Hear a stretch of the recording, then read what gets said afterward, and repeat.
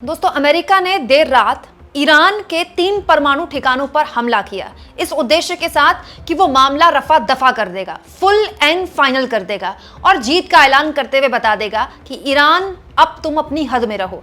लेकिन इसका नतीजा आते आते सुबह पता चल गया कि एक्चुअली में कहीं ऐसा ना हो कि अमेरिका की ये कोशिश, अमेरिका का ये कदम न केवल उस पर बल्कि इजराइल को भी मुश्किल में डाल सकता है। दोस्तों, आज एक ऐसी खबर आई है जो इस बात की ओर इशारा करती है कि कैसे ईरान पर अमेरिका के हमले फिलहाल तो उन हालातों को और बिगाड़ रहे हैं जिस पर कंट्रोल करने के उद्देश्य के साथ ये हमला किया गया है। दोस्तों, इजराइल से जानकारी निकल कर आई है जो कि एनडीटीवी के हवाले से मैं आपको बता रही हूं कि 10,000 लोगों ने 10,000 लोगों ने यहां आज सुबह से घर छोड़ने शुरू कर दिए हैं। क्यों?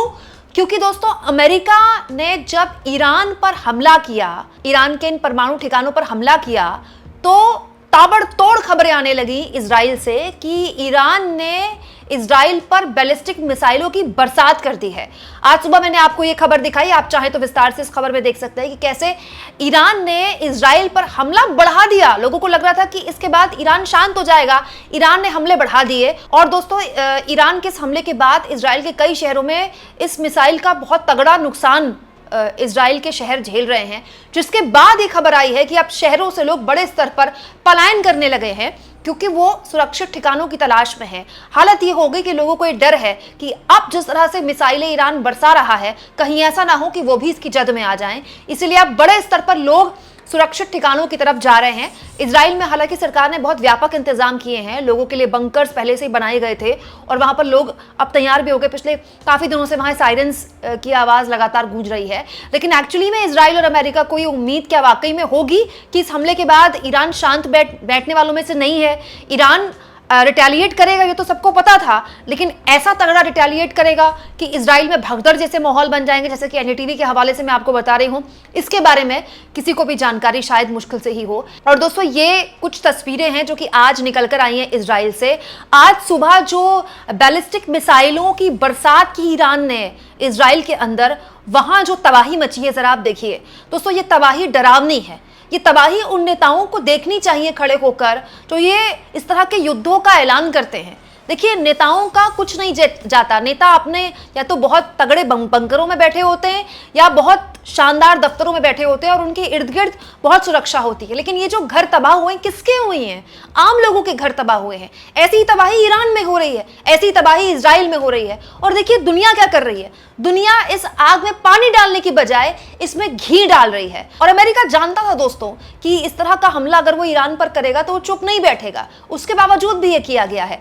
अब मैं आपको बताती हूं दोस्तों कि वो कौन सी बैलिस्टिक मिसाइल है जिसके जरिए ईरान ने इतना तगड़ा हमला बोला आज इजराइल पर कि वहां भगदड़ जैसे हालात पैदा हो गए। दोस्तों, ईरान के पास एक बहुत ही खतरनाक और अत्याधुनिक बैलिस्टिक मिसाइल है। इसको उसने नाम दिया है खैबर शेकन मिसाइल। दरअसल ये एक बहुत ही तगड़ी बैलिस्टिक मिसाइल है जो कि मध्यम दूरी में मार करती है। दोस्तों, इसको बनाया ही इसलिए जाता है ताकि वो दुश्मन का जो रक्षा तंत्र है उसको चकमा देकर बड़ी इजीली आगे बढ़ जाए। बेसिकली जो इजराइल का जो आयरन डोम था वो तो वैसे ही एग्जॉस्ट हो चुका है। सब जानते हैं कि वो आयरन डोम और वो जो एयर डिफेंस सिस्टम जिसको लेकर लगातार बातें हो रही थी वो एग्जॉस्ट हो चुका है, वो थक चुका है। और दोस्तों, 9-10 दिन बहुत ज्यादा होते हैं। आज 10वां दिन है इस युद्ध का और 10 दिन लगातार एक देश पर हमले हो रहे हो, चाहे वो ईरान पर हो चाहे वो इजराइल पर हो।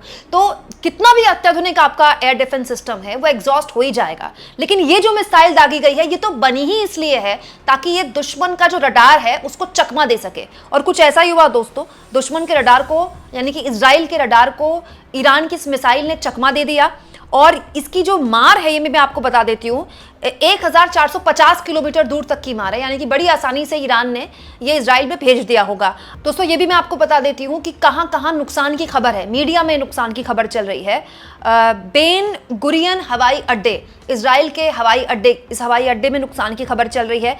तेल अवीव के पास ये इजराइल का बहुत ही बड़ा और बहुत ही महत्वपूर्ण हवाई अड्डा है, बहुत इंपॉर्टेंट हवाई अड्डा है। दोस्तों, किसी भी देश का जो हवाई अड्डा होता है या फिर उसका जो टेक्निकल पार्क होता है, बड़ी बड़ी कंपनियां होती हैं, शेयर मार्केट होता है, बड़े बड़े अस्पताल होते हैं, ये उस देश का आधार होते हैं, इससे वो देश चलता है।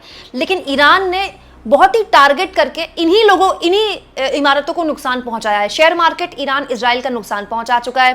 दोस्तों, इजराइल के अंदर अमेरिकी कंपनी है माइक्रोसॉफ्ट, उसके दफ्तर के पास ईरान ने मिसाइल छोड़ दी। दोस्तों, इसके अलावा इजराइल का एक बहुत बड़ा अस्पताल था, वहां नुकसान पहुंचाया गया इससे पहले, और कुछ और जानकारियां भी निकल कर आ ही रही थी, तो और ये जानकारी निकल कर आई कि इस हवाई अड्डे को नुकसान पहुंचाया गया है।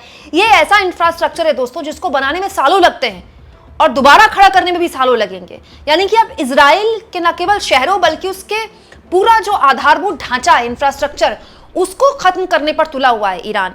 आगे मैं आपको बता दूं दोस्तों कि इस मिसाइल का जो हमला था केवल हवाई अड्डे में नहीं था, कुछ सैन्य ठिकानों को भी शायद इसने निशाना बनाया है। अभी ऐसी जानकारी मिल रही है कि इसमें command and control centre, logistic base और जैविक अनुसंधान केंद्र भी शामिल हैं, जहां इस मिसाइल ने इसको निशाना बनाने की कोशिश की है।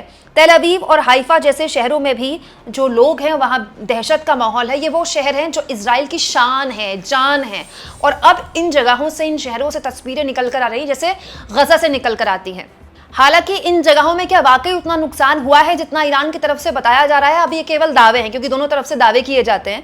लेकिन ये मैं आपको बता देती हूँ दोस्तों कि 16 लोगों के कम से कम घायल होने की खबर तो आई है इजरायली मीडिया के हिसाब से। इसके अलावा वहां पर जो हवाई यातायात है वो बंद हो गया है। तो एयरपोर्ट को नुकसान पहुंचाया नहीं पहुंचाया है इसके बारे में तो जानकारी अभी पुख्ता तौर पर निकल कर नहीं आई है, लेकिन हवाई यातायात बंद हो गया है, एयरपोर्ट फिलहाल काम नहीं कर रहा है। इसके अलावा ईरान का कहना है दोस्तों कि उसने इजराइल के सैन्य ठिकानों को नष्ट कर दिया है। हालांकि इजराइल की तरफ से ऐसी कोई पुष्टि नहीं हुई है। इस तरह के माहौल में दोनों तरफ से अलग अलग तरह के दावे किए जाते हैं। यानी आप ये कह सकते हैं दोस्तों कि जो नुकसान शुरुआती दौर में युद्ध के ईरान ने झेला था, अब वो नुकसान इजराइल को भी झेलना पड़ रहा है। यहां मैं आपको ये भी बता दूं दोस्तों कि अब ईरान किसी भी हाल में वापस मुड़ने वाली स्थिति में नहीं है। ईरान ने खुलकर, उसके बाकायदा विदेश मंत्रालय ने एक लंबा थोड़ा प्रेस नोट शेयर किया जिसमें उन्होंने कहा कि ईरान के साथ धोखा हुआ। अमेरिका ने डिप्लोमेसी के नाम पर उसको मेज पर, बातचीत की मेज पर लेकर वो आया और उसके बाद पीछे से उस पर हमला कर दिया गया। और अब जो जानकारी निकल कर आई है वो ये है कि ईरान किसी भी हाल में तैयार नहीं है कि वो अपने, जो उसकी कोशिश है कि वो एक न्यूक्लियर संपन्न राष्ट्र बन जाए, उन कोशिशों पर भी लगाम लगाने वालों में से नहीं है। मतलब ईरान ये कह रहा है अभी फिलहाल कि इतना नुकसान उसका भले ही हो गया हो, लेकिन वो किसी भी हाल में अब परमाणु संपन्न राष्ट्र उसको बनने से अब कोई नहीं रोक सकता। उसकी तरफ से ऐसे बयान आ रहे हैं कि वो जो प्लांट्स में जो भी गतिविधि चल रही थी वो उनको नहीं रोकेगा। दोस्तों, इस बीच संस्था IAEA के डायरेक्टर जनरल ने इस बीच एक बड़ा बयान दिया है। दरअसल IAEA वो संस्था है जो पूरी दुनिया में न्यूक्लियर ठिकानों के संरक्षण और वहां पर सेफ्टी का ध्यान रखती है। इनके द्वारा ये कहा गया है कि अभी जो ईरान में हालात हैं उसके मद्देनजर कल यानी कि 23 तारीख को एक आपात बैठक बुलाई गई है और इस बैठक में ये खुद भी मौजूद होंगे। इसके अलावा बता दूं आपको दोस्तों कि राफेल मारियानो, जो कि IAEA के डायरेक्टर जनरल हैं, इनकी तरफ से कल UN सिक्योरिटी काउंसिल में भी इस पूरे मसले को लेकर विस्तार से जानकारी दी गई थी और बताया गया था कि फिलहाल वहां से कोई भी रेडियोलॉजिकल रिलीज अभी तक पब्लिक को इफेक्ट नहीं करती दिखाई दी है। आप इस मुद्दे पर क्या सोचते हैं? कमेंट बॉक्स में जरूर लिखें और जितना हो सके चैनल को शेयर करें, सब्सक्राइब करें और थैंक्स फॉर ज्वाइन। दोस्तों, ये 2 ऑप्शन है जिसके जरिए अगर आप चाहें तो आर्थिक तौर पर भी चैनल के हाथ मजबूत कर सकते हैं।